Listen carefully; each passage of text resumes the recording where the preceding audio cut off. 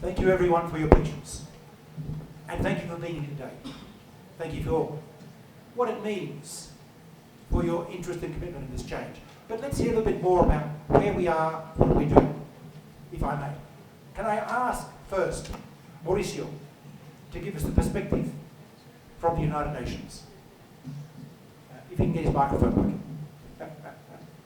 And I'm going to say, I'm incredibly thrilled to be on the panel with Mauricio today because I'm incredibly thrilled by the work the United Nations Secretary General has been doing in the last few years. Antonio Guterres has become the world's most important and loud activist for climate change, letting the world know what we need to do.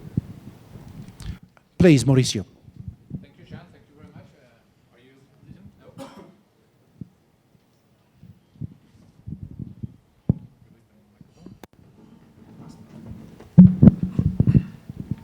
No? ¿Ahora sí?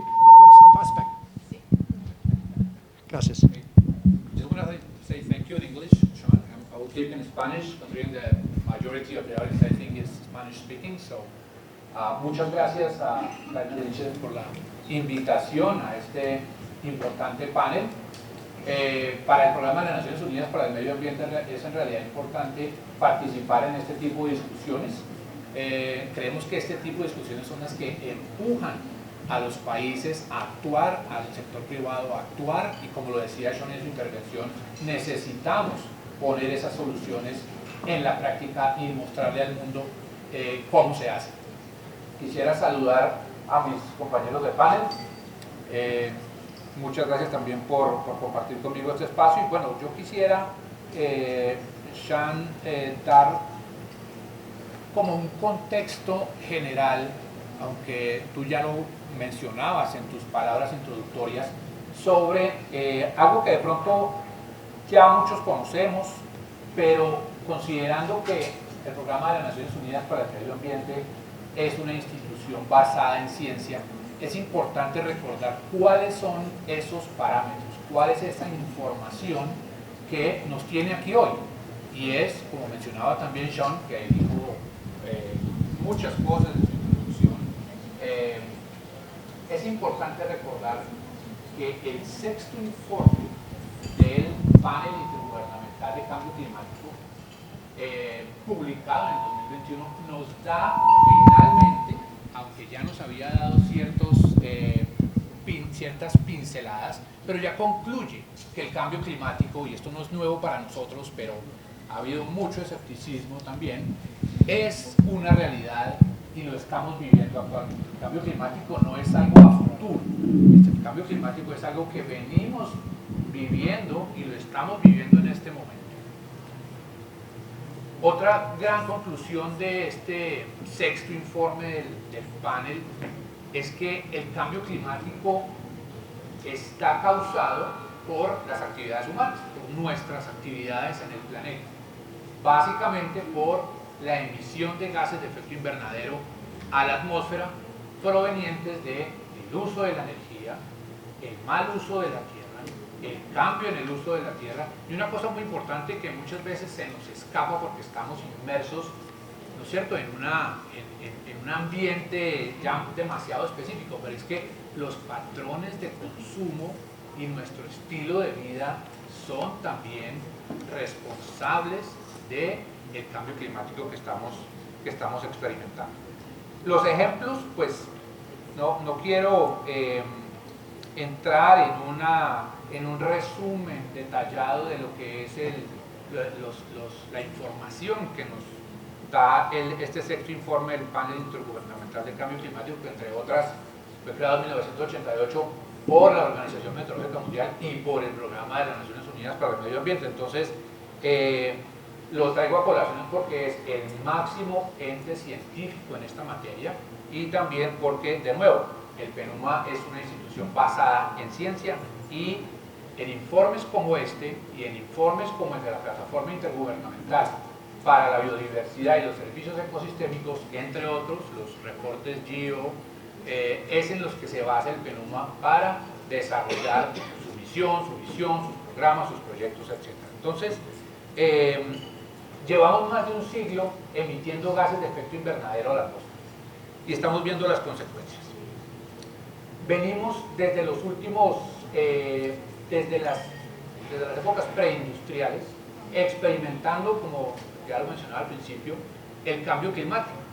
Aproximadamente cada década hemos experimentado un incremento de 0.08 grados centígrados y a hoy, que hablamos siempre de mantener el límite en 1.5 grados centígrados, pero a hoy hemos experimentado un cambio de 1.1 grados centígrados desde, o comparado con las épocas preindustriales. Entonces, nos queda menos de medio grado centígrado para llegar a ese límite que nos hemos impuesto. Las proyecciones muestran que si seguimos esta trayectoria, digamos,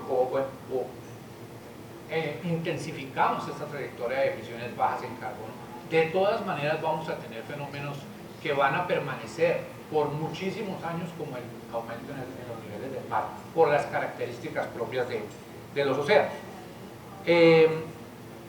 Hemos visto, como también lo decía Sean, la intensificación, la frecuencia y la magnitud de ciertos fenómenos climáticos, como inundaciones, olas de calor que los vemos todos los días en las noticias, ciclones tropicales. Todos estos fenómenos se están incrementando. Un aspecto muy grave también es la acidificación de los océanos, también causada por el aumento de las temperaturas y el aumento del dióxido de carbono en los océanos. Actualmente el océano se ha acidificado en un 30% comparado con épocas preindustriales. De manera muy importante mencionar que el cambio climático está exacerbando las inequidades en el mundo, en la región, en el país. Y para nosotros ya es evidente que las personas, las comunidades más desfavorecidas económicamente son las que sufren con mayor severidad los impactos de estos eventos extremos. Y esto lo vemos de nuevo todos los días en las noticias, lo vemos, nos parece ya normal en la Mojana, las inundaciones, todas estas catástrofes que ocurren en la región y que ocurren en Colombia. También nos dicen los científicos que el sistema económico mundial pues siente esos impactos. Estos desastres naturales, estas catástrofes tienen impactos económicos que ya son significativos. Lo vimos, por ejemplo, de manera muy dramática en el 2010-2011, cuando por ese fenómeno de la Niña tuvimos esa ola invernal que afectó gran parte del país y en particular toda la cuenca del Cauca y el Magdalena. Entonces, recordemos un poquito y nuevamente hemos avanzado en los incrementos de la temperatura en 1.1 grados centígrados y al ritmo que estamos avanzando con las emisiones que producimos actualmente, ese 1.5 de meta que tenemos para no sobrepasar, lo vamos a alcanzar aproximadamente en 2040, o sea, 16, 17 años para llegar a ese límite que esperábamos. 2027. Bueno, imagínate. Entonces, aún si los países que tienen sus contribuciones nacionalmente determinadas, que es la forma de cumplir con el Acuerdo de París, si aún todos los países cumplieran con sus NDCs, el aumento de la temperatura esperado para 2100 es de 2.7 grados centígrados. Y bueno, lo vemos de nuevo, también lo mencionaba Shani, lo vemos muy seguido en las noticias. ¿Cómo va a afectar la escasez de agua a las poblaciones? ¿Cierto? Con 1.5 grados centígrados, 350 millones de personas se prevé que van a estar afectadas en las ciudades por escasez de agua, por desabastecimiento. Y si hablamos de 2.0 grados centígrados, ya subimos a 400 millones de personas, 410 millones de personas. Y puedo seguir así mencionando impactos. El nivel del mar se prevé que suba 6 centímetros en la diferencia entre 1.5 y 2 grados centígrados, que parece poco, pero ya, también lo mencionaba ya, las ciudades como Cartagena, Miami, países como Bangladesh, sienten esta diferencia en los niveles del mar y están teniendo retos inmensos para contrarrestar las subidas en el nivel del mar.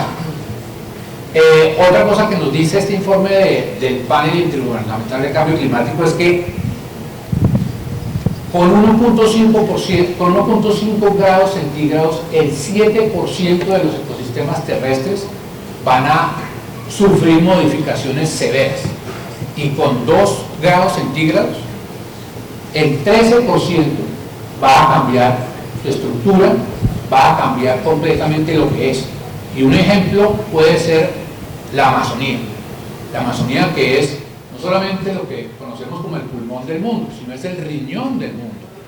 Ahora manejamos conceptos como los ríos voladores, y esos ríos voladores son los que regulan las precipitaciones, la humedad en diferentes partes del continente.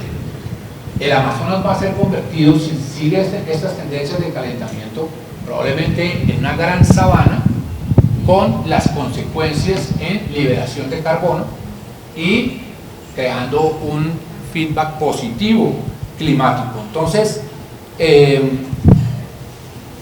nuevamente, es muy grave lo que estamos experimentando, y este tipo de información es la que generalmente conocemos o que está más a nuestro alcance. Pero yo también quiero llamar la atención, y siendo biólogo, en esos cambios que se están dando, que ya se conocen, de pronto no tan a fondo, pero que ya estamos experimentando. Es los ecosistemas que nos brindan lo que llamamos servicios ecosistémicos, y que ahora el panel intergubernamental para la biodiversidad de servicios ecosistémicos lo llama beneficios de la naturaleza para las personas. Eso es lo que recibimos de los ecosistemas.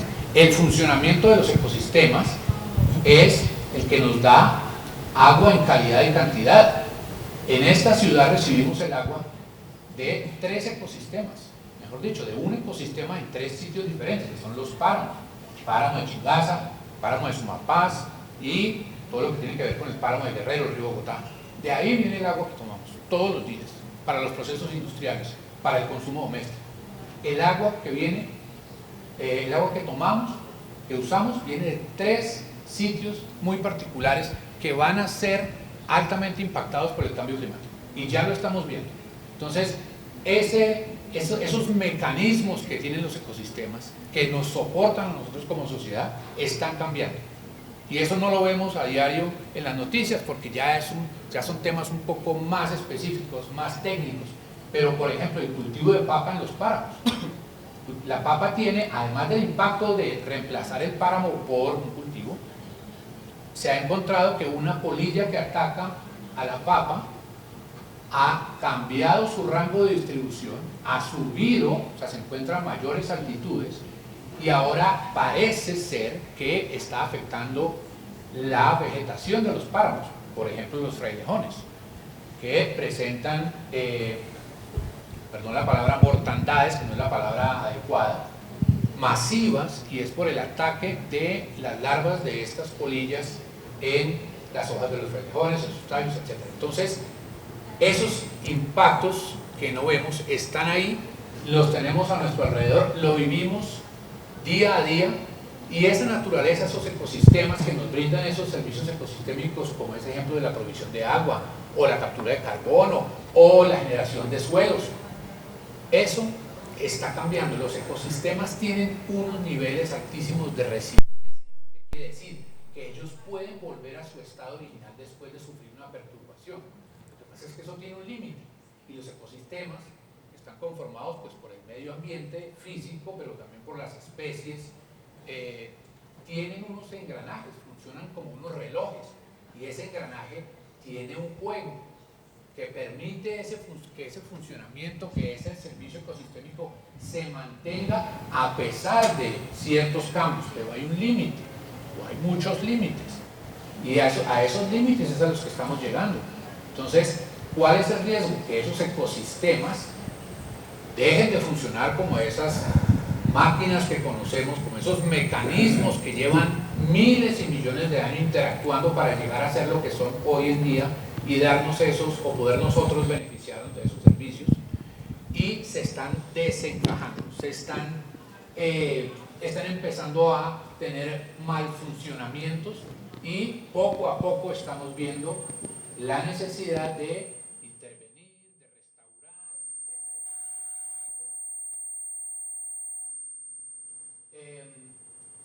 y es allí donde iniciativas tan importantes como la financiación de proyectos que nos ayuden en un cambio de trayectoria. La deforestación en nuestros ecosistemas tropicales es uno de los problemas más importantes, y tenemos que restaurar los ecosistemas. Tenemos que encontrar soluciones para que los sistemas alimentarios sean más sostenibles, para que podamos producir en estos ecosistemas sin cambiar las bases de su funcionamiento. Entonces, el mensaje que yo les traigo, que puede sonar un poco desesperanzador desde ese punto de vista, es: tenemos que actuar. Ahora, lo esperanzador es, como lo decía Sean, tenemos la tecnología, o la conocemos por lo menos, sabemos cómo hacerlo. Este auditorio es muestra de que hay un grandísimo interés y hay unas iniciativas en curso muy importantes, entonces hay grandes esperanzas también. Lo que pasa es que la trayectoria, de nuevo, no es la más halagüeña. Entonces, pues les agradezco mucho, les dejo ese mensaje, un poco de base, que es lo que nos congrega, lo que nos tiene acá, de ese contexto de lo que está pasando, y en el cual el programa de las Naciones Unidas viene trabajando a nivel global, a nivel regional y a nivel de país, para encontrar esas soluciones de diferente tipo, financieras, soluciones naturales, adaptación basada en ecosistemas, como lo queramos llamar, pero estamos trabajando en esa dirección. Thank you, Mauricio. Thank you, fantastic comments. Ana Fernanda, I'd like to go to you. We can't make this change unless we can maintain wealth, increase wealth, unless we can increase the resources of our economies to be able to survive the volatility coming through, unless we can pay for the changes. So I'm interested in your perspective on this, given you're from the Private Council of Competitiveness on this. How do you see the situation we're in? Please. Thank you, Sean. Muchísimas gracias por esta invitación. Concuerdo que es por lo menos optimista ver el auditorio lleno. No es tan optimista escucharte, y creo que no va a ser tan optimista escucharme. Porque yo creo que para... We've got a problem with the microphone. Again, Okay, not so working. I Maybe need give it to- that. Use this. Okay, so let me just switch. If I can do this. Yes, I can. Ok, perfecto. Ok, gracias.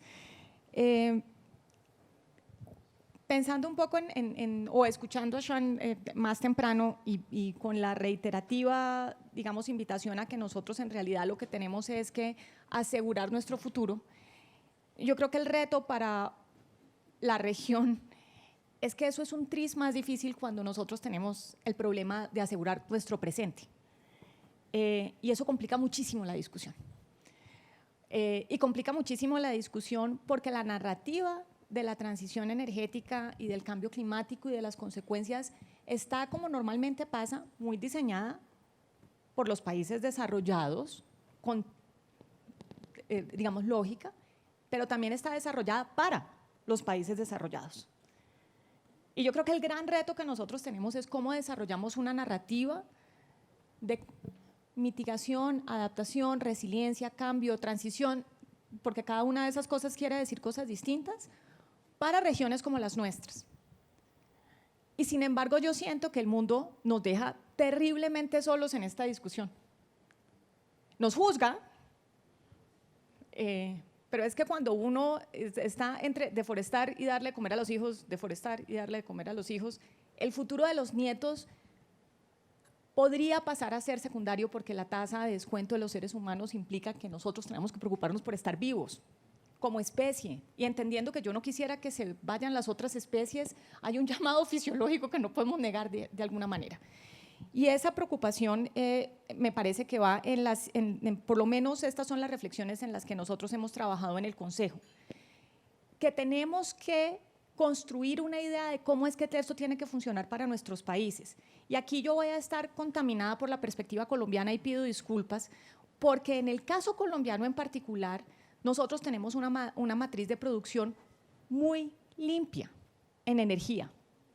Entonces, para mí no deja de ser irónico el tiempo que escucho a la intervención estatal hablando de limpiar cosas que no están sucias. I'm getting nuts, I'm happy, porque entiendo que es controversial decirlo así, y esto no es, digamos, una minimización del problema, pero sí es tratar de poner en perspectiva lo que estamos tratando de resolver. Yo escuchaba muy atentamente cuando Sean dijo, el gas es una mala apuesta. Soy tan poco experta versus tú en este tema que me da miedo decirlo, pero yo creo que en Colombia es una gran apuesta, porque es que cuando nosotros tenemos problemas como el que vamos a enfrentar, a pesar que Bogotá se niega a estar en fenómeno del Niño porque es una ciudad terca, y va a seguir lloviendo, y nos vamos a secar, la señal de precio nos va a decir que vamos a tener que seguir al combustible siguiente más barato, y el siguiente combustible más barato es carbón. Yo prefiero que sea gas. Cuando 1,5 millones de familias todavía cocinan con leña, también prefiero que sea gas.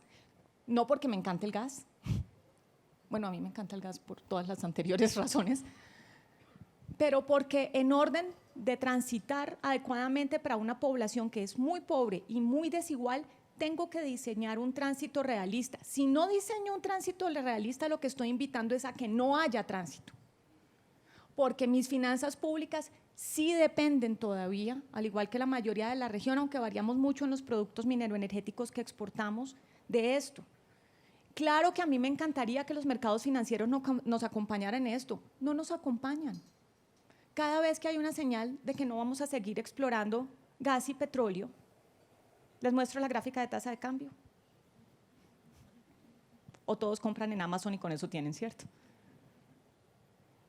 Los mercados no nos van a acompañar en esto, no nos van a acompañar en esto, sobre todo porque en el caso de Colombia nosotros somos el 59% de ese problema. Y en cambio, por de alguna manera, como digo yo, un poco enamorarnos de esa retórica, estamos dejando las otras retóricas de lado. ¿Cuáles? Tenemos una riqueza natural en este continente, pero en particular en este subcontinente, gigantesca. Tenemos que protegerla, pero tenemos que hacer rentable protegerla. Tenemos que estar pensando en los incentivos de proteger lo que no se ha destruido en el mundo, y necesitamos al mundo desarrollado en esta discusión. ¿Por qué no veo yo a esos gobiernos del mundo desarrollado que ya destruyeron una gran cantidad de sus ecosistemas y activos naturales, trabajando para que haya nearshoring en producciones en países limpios, donde quizás ahí se generaría empleo que absorba mano de obra, que caso contrario va a estar deforestando las fronteras, porque tienen que comer, porque tienen que asegurar su presente? ¿Por qué no estamos pensando en abrir más mercados donde certifiquemos la carne que sí está producida con tecnología silvopastoril para que no sigamos depredando las zonas que necesariamente van a acabar depredando estas personas porque no tienen una alternativa razonable en sus cabezas? Tenemos que de alguna manera pensar en un tránsito que para nosotros sea realista con nuestro presente, y creo que necesitamos, sí, de toda esta comunidad financiera y de esos estados, pero sobre todo de esos estados, porque los nuestros tienen el problema fiscal. Y cuando los escucho metidos en la retórica, y perdón cómo lo voy a decir, de caerle bien a esa retórica mundial. Y nosotros lo que necesitamos es defender una retórica que sea local y que de verdad nos permita enriquecernos con los activos que preservamos. Porque el Amazonas está aquí y la Orinoquía está aquí y no está en China. Pero entonces, ¿dónde están los gobiernos de China y de Alemania y de Estados Unidos trabajando para que aquí no tengamos los problemas de pobreza y subdesarrollo que nos llevan a ese tipo de explotaciones que son subóptimas para el planeta? Es clarísimo. Pero cuando la discusión es de supervivencia, el mundo es distinto. En Colombia tenemos una tasa de desempleo que típicamente supera el 10%, una tasa de informalidad del 58%, que en actividades rurales es del 86%. No es la misma discusión que podemos tener aquí en el Parque de la 93, en una comunidad altísimamente sofisticada que está preocupada por los problemas del mundo, pero de alguna manera esa preocupación tenemos que llevarla allá, donde es una lucha por la supervivencia presente. Si nosotros no incorporamos o creamos, más vale, una retórica que le funcione a Latinoamérica, nosotros vamos a ir siguiendo perdiendo el terreno. Y quiero culminar con esto. Creo que dentro de esa narrativa, un pedazo que dejamos por fuera a menudo, siento yo, es la adaptación. En nuestros países, como normalmente pasa en el mundo, ¿dónde se asientan los pueblos? Al lado de un río, que se los va a llevar. Nuestra geología es terriblemente joven, entonces nos la pasamos leyendo de carreteras que sencillamente se derrumban. Y no es porque la Procuraduría y la Contraloría abrirán 2000 investigaciones, pero no van a encontrar a la geología culpable de las cosas que es. Y al clima, y al cambio climático. Deberíamos estar pensando en que las obras por impuestos estén pensando en cómo atraemos inversión para ese tipo de adaptación, porque no vamos lo suficientemente rápido, creo que no necesitamos más evidencia. Lo que estábamos esperando para el 2050 lo hemos traído al 2027. Pero de adaptación oímos poco, de adaptación en poblaciones que son terriblemente vulnerables, porque en estos países, cuando además hablamos de que a alguien se le fue la casa, se le fue la vida y se le fue cualquier medio de subsistencia remotamente imaginario que tuviese. Entonces, de alguna manera, yo creo que la urgencia con la que nosotros tenemos que trabajar es la de construir una senda que sea razonable y realista para nosotros y que el mundo desarrollado se asocie a esa narrativa, porque de alguna manera siento que están aplaudiendo los discursos equivocados.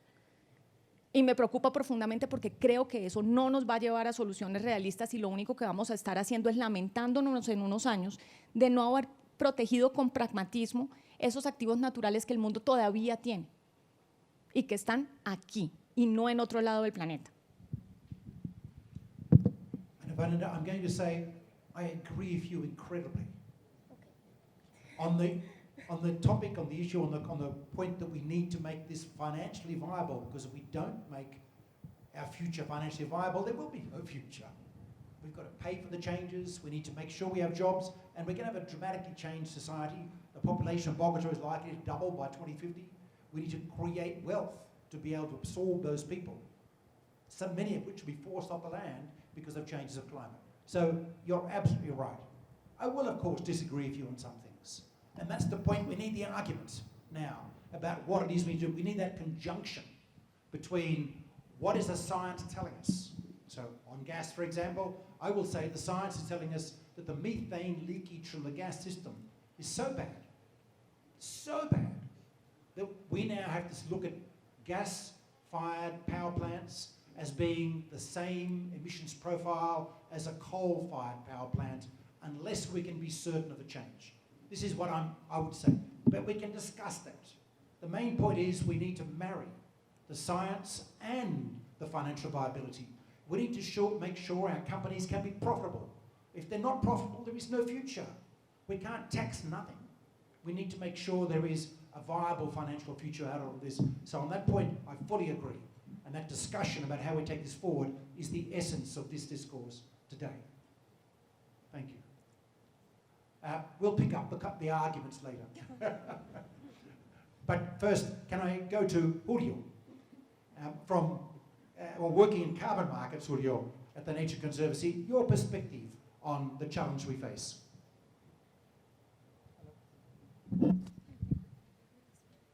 Hello, Sean, and thank you for having TNC here. As an NGO, we are very pleased to talk about the environment and economics. As you say, it's an important marriage to build. Buenos días para todos, para mis colegas panelistas. I'm going to pass to Spanish. Bueno, primero, TNC es una ONG que se basa en la conservación y estamos en más de 70 países, es lo que nos da una perspectiva de qué es lo que sucede a nivel de cambio climático y consecuencias en diferentes continentes. En mi caso, yo trabajo en Centro y Sudamérica He tenido la oportunidad de estar hace poco en Argentina, también estuve en Perú, en México, y les puedo contar desde la vivencia cuáles son las implicaciones del cambio climático en ecosistemas. Y también es una invitación para los que no tienen mucha posibilidad por su tipo de trabajo en salir a ver cuáles son estas consecuencias en los sistemas productivos. Hablamos del Amazonas con Mauricio, cómo se están afectando realmente los diferentes ecosistemas, fuentes hídricas que tenemos, y cómo eso nos va a impactar en esa ecuación de economía, proveeduría de los ecosistemas que habló Sean, que también ha hablado Mauricio, la importancia de tener agua suficiente para el consumo humano, cultivos y animales, la necesidad de tener servicios ecosistémicos, que también habló Mauricio, para asegurar cualquier tipo de producción. Somos seres económicos y nuestras empresas deben ser rentables, pero para lograr rentabilidad necesitamos una combinación de ecosistemas saludables y un sistema productivo sostenible. ¿Cuáles son los retos que enfrentamos ahora? Ya tienen las cifras, Mauricio dio cifras contundentes junto con Sean. No creo que haya necesidad de repetir los temas de cambio climático.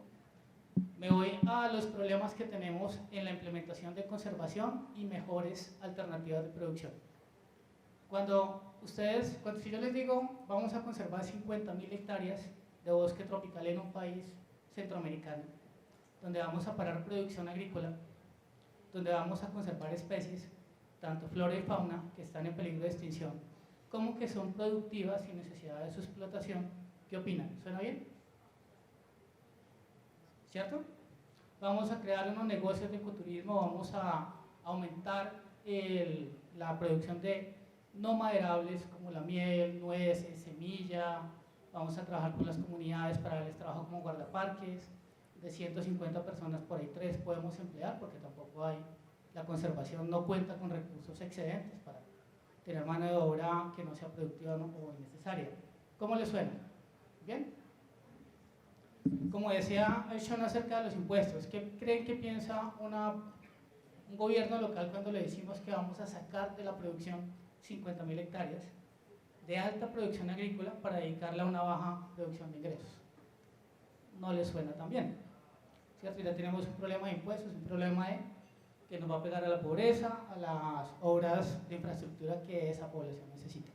Pero realmente tenemos muchos problemas a nivel ambiental causados por los impactos de nuestro sistema productivo de vivencia, pero yo creo que el problema económico de poder resolver esa ecuación es lo que nos crea más dificultades.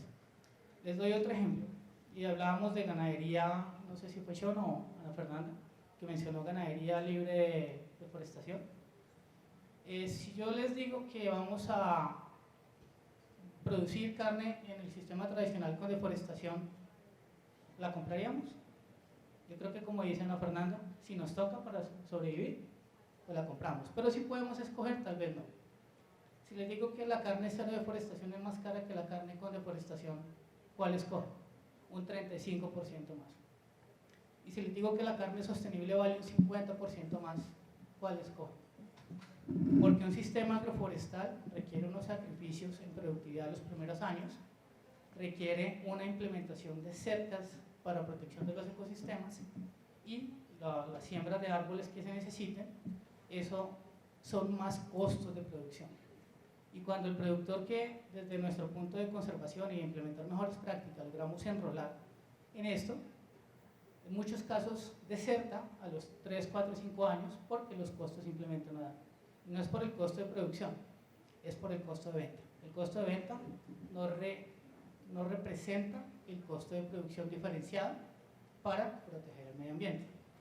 Y la semana pasada estuve en Salta, Argentina, donde tienen una lluvia, es una temporada de lluvia de 2 meses donde caen alrededor de 500 milímetros.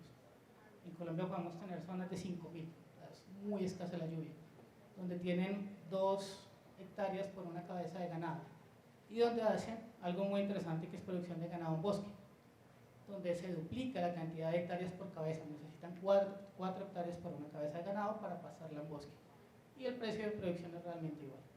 El precio de venta de la carne es realmente igual, no tiene ningún tipo de diferencia, como tampoco diferencia en tener potreros con rotación o potreros con árboles. Entonces los retos que enfrentamos son balancear esa economía y entender que necesitamos destinar un poco de la rentabilidad, de la productividad del sector privado para, uno, reconocer las prácticas diferenciadas, entender que necesitamos invertir en conservación de ecosistemas claves. Sin servicios ecosistémicos no hay producción. Sencillamente, ya pues hablaron drásticamente de lo que va a pasar con las especies, incluidas nosotros como especie que habita este planeta. Y creo que se llevan una muy buena base de datos, una muy buena idea del tema de la energía, y yo espero dejarles una muy buena también idea de lo que necesitamos para que todo el sistema siga funcionando y que podamos igualmente tener recursos suficientes para sobrevivir en el presente y en el futuro. Gracias, Julio. Carlos, your perspective. Muchas gracias. Aló. Ahí creo que ahí, ¿sí? Muchas gracias, Sean, a todos mis compañeros, a Julio, a Mauricio, a Ana Fernanda, a Andrés Felipe Sánchez también y a Climate Bonds por todo este trabajo que están haciendo. Creo que hiciste un resumen en tu intervención inicial de todo lo que nos preocupa. Nada alentador, como decía Ana Fernanda. Creo que esto está sucediendo, es una realidad y no es una tendencia. Es una realidad, es un nuevo modelo, llegó aquí para quedarse y no va a cambiar en 5 años, en 8 años, en 10 años. Y yo creo que los principales retos que tenemos, Sean, decías al principio, la destrucción de la humanidad, la gente, de la naturaleza, de los recursos naturales, y eso es lo que tenemos que cuidar, y precisamente el calentamiento global, eso es lo que está generando. Y creo que el principal reto precisamente es la humanidad, es la gente, el talento. Tenemos que preparar a nuestra gente para poder asumir los nuevos retos que tenemos, y creo que ese es el principal reto. La demanda de empleos, de talento, con habilidades verdes, está siendo mucho mayor a la oferta. ¿Qué quiere decir eso? No estamos preparando a la gente a la velocidad que requerimos. Y Sean decía una palabra que siempre me gusta usar y es velocidad. La velocidad con que esto está sucediendo es exponencial. Ya no vamos creciendo a tasas lineales de nada. Ya cuando hablamos de la transición energética, hablamos de inteligencia artificial, hablamos de consumo, estamos hablando casi que de tasas exponenciales. Entonces, ya pensar en términos de 2% anual no funciona. Estamos creciendo al 10, al 20, al 30, y eso hace que tengamos que preparar mucho más el capital humano. Un segundo gran reto que tenemos en todos los países, y especialmente Latinoamérica, y por supuesto nuestro país Colombia, la política pública. Política pública y seguridad jurídica. Si eso no sucede, no va a haber inversión, no va a haber desarrollo, no va a haber agilidad. Entonces, cuando hablamos de política pública es marco normativo, leyes, reglamentaciones, decretos. ¿Por qué? Porque si no se convierten en programas que mueren en el tiempo. Si yo hoy tengo inversionistas del sector privado a nivel mundial, a nivel local, que están invirtiendo en energías renovables, en solar, en eólicas, en biomasa, en los primeros pilotos y proyectos de hidrógeno verde, en biochar, si yo no le doy la seguridad jurídica y el marco normativo, no van a poder invertir. Entonces, es por eso que es tan importante la política pública y la seguridad, para poder acelerar toda esta transición hacia el planetary health, que es finalmente el objetivo, es la salud planetaria, no es la sostenibilidad, es la salud planetaria. Tercero, el financiamiento, definitivamente. Necesitamos dinero, necesitamos fondos. Anteriormente no lo había. Sean hablaba de las ciudades cuando comenzó, Ana Fernanda hablaba de las empresas, del sector productivo, de la conservación, pero necesitamos financiamiento y necesitamos innovación en el financiamiento. Entonces, anteriormente una ciudad solamente decía, tengo mis recursos, mi presupuesto público del municipio, tengo los recursos de la nación, hoy tengo regalías del sector ambiental, tengo el impuesto al carbono. Hoy tengo unas herramientas diferentes y es lo que hoy pues estamos trabajando como Blended Finance, que son esas finanzas mezcladas, finanzas innovadoras. Tenemos mercado de carbono, hoy voluntario en Colombia, ya en algunos países comenzando también el regulado y el voluntario. Pero fíjense que hoy tenemos mecanismos de financiación que no teníamos antes. Y es aquí donde el gran reto del sector financiero es trabajar en esas finanzas innovadoras, en esa mezcla de finanzas para poder ayudar y aportar a que el sector privado, el sector público, las organizaciones puedan acelerar su transición. Entonces creo que ahí, hablando un poco de lo global, porque Ana Fernanda hablaba algo muy importante y es Colombia solo emite el 0.6% de las emisiones a nivel global. Entonces diría uno, pero si solo emitimos el 0.6, ¿por qué tenemos esa gran responsabilidad? Bueno, Colombia está entre los 12 países más vulnerables al cambio climático. Ya estábamos hablando de Cartagena, no me lo quiero imaginar, Sean, lo que va a pasar. Y no solo en Cartagena, sino en la región Caribe, en las islas del Caribe. Entonces ese es otro gran reto, cómo pensar en herramientas e instrumentos de adaptación que nos ayuden a mitigar y adaptarnos a lo que viene, porque va a venir. Lo que tenemos es que tratar de desacelerar el ritmo y frenar ese ritmo.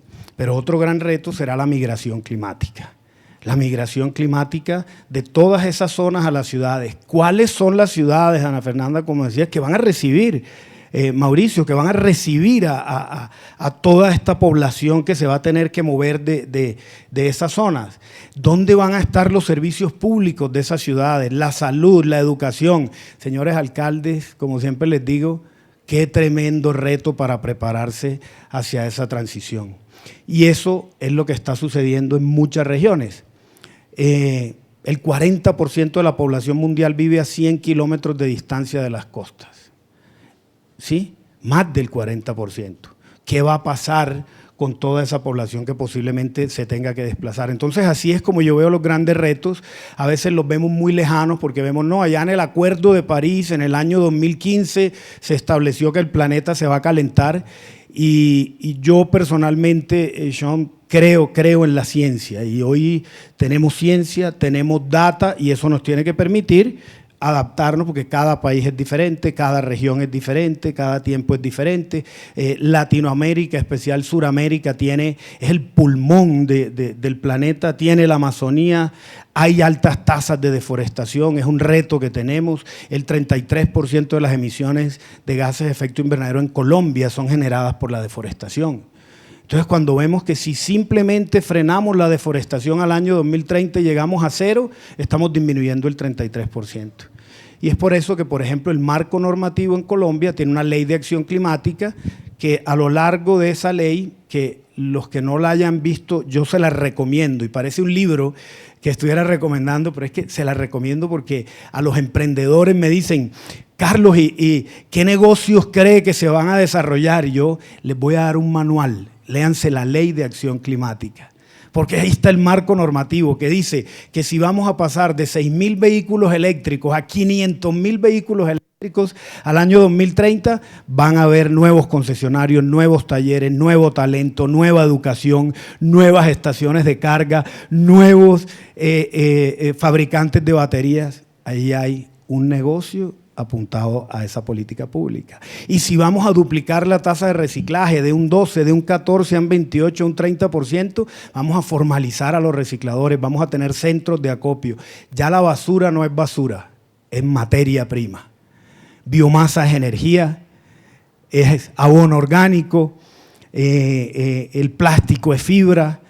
Tenemos que eliminar los plásticos de un solo uso. Entonces, miren a lo largo del marco normativo, de la política pública, cómo se desarrolla el modelo. Entonces, tenemos una gran responsabilidad y al final, Sean, para terminar, competitividad. No quiero dejar el sector privado y lo que hablaba también Ana Fernanda y Julio hace un momento, y es la competitividad. Hoy, todo eso viene de los acuerdos globales a los locales y ahora de la necesidad local para poder llegar allá. Entonces necesito financiamiento, necesito política pública, necesito apoyo. Pero si no lo hacemos, perdemos competitividad. Ya hoy, en el Green Pact en Europa, acuerdos de no deforestación, palma, cacao, leche, carne, café, si no tienen acuerdos de no deforestación, si no muestran que en los últimos años no han deforestado una hectárea y ampliado la frontera agrícola, no van a entrar al mercado. Y mencionaba alguno de ustedes el consumo. En menos de un año vamos a ver en la etiqueta de donde vemos siempre la proteína, las calorías, vamos a ver allá abajo o de pronto arriba, footprint. Y toda esta nueva generación de jóvenes lo primero que va a ver no es solamente si tiene azúcar, sino cuál es su huella de carbono en la góndola. Hacia allá va. Entonces los grandes retos que tenemos, Sean, en Latinoamérica son entender, comprender, aceptar que somos una región rica en biodiversidad, rica en naturaleza, rica en agua y rica en talento. Y si no desarrollamos eso, no vamos a poder hacer el aporte que necesitamos. Gracias, Sean. Thank you so much. This has been a session to set the scene for the future. You know now, if you didn't think so, that this is hard. This transition is not simple. We have to marry the science, finance, capital, and policy. Bring these together because we have to create a future which is economically viable, financially wealthy, if we're going to survive the crisis that we're going into. We can't afford to go backwards financially. We have to find a path through that does both, addresses the science successfully, and creates opportunity for us all. Otherwise, this is not going to work, and it certainly won't work for voters. It is not easy, but it is the only thing we have to do. We have no choice but to tackle. We have no choice, if only because change is coming anyway. The global economy is shifting rapidly. In the next 10 years, it will dramatically change. Thanks to the energy revolution, thanks to technology revolution, thanks to revolutions being driven by governments in the big economies. We need to make sure we take advantage of those opportunities and we address the risks to our portfolios as a result of climate impact going forward. This is a period of transition. The theme of today's conference is ready, set, transition. You'll hear more today about how we do this, what we have to do this, how to get the capital to flow in the directions that will give us the maximum utility, that will give us business and a future, and that will marry the science together. But this has been setting the scene. I now like to invite Valeria on stage, our Chief of Ceremonies. Questions afterwards, and remember you've got a lunch, if you can stay, to grill all our speakers here. But while Valeria comes on, please help me, join me to thank our fantastic speakers, Mauricio, Ana Fernanda, Julio, Carlos. Please.